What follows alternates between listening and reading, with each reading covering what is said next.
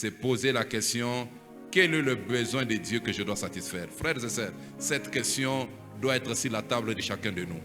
Quand tu te lèves le matin, pose-toi la question, ok, voilà mes projets, voilà les projets de Dieu.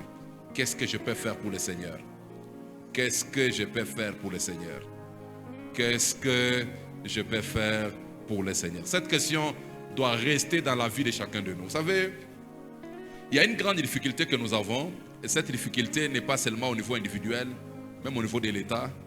Vous allez vous rendre compte que la plupart d'animateurs politiques que nous avons aujourd'hui, très peu de gens se posent la question, qu'est-ce que je peux faire pour le pays?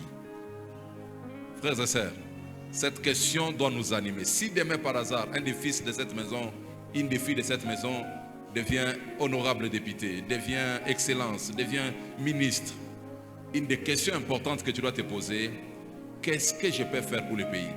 Une question importante que tu dois te poser, qu'est-ce que je peux faire pour le pays? Qu'est-ce que je peux faire pour le pays? C'est une question très importante. Il ne suffit pas seulement qu'on t'appelle excellence. Il ne suffit pas seulement qu'on t'appelle honorable. La question qui doit monter dans ta tête à chaque moment, le pays m'a donné ses mandats. Qu'est-ce que je peux faire pour le pays? Vous savez, cette culture de penser à soi à tout moment a fait qu'on a privatisé toutes choses qui pouvaient appartenir à l'État. L'État n'a plus rien, l'État est pauvre. La même mentalité qui nous anime est venue même dans le royaume. Très peu de gens pensent à Dieu. Très peu de gens pensent à Dieu. Quand vous allez dans un service de prière, 90% des requêtes, ça tourne autour de nous. Ma maison, ma femme, mes enfants, moi, mon travail, moi.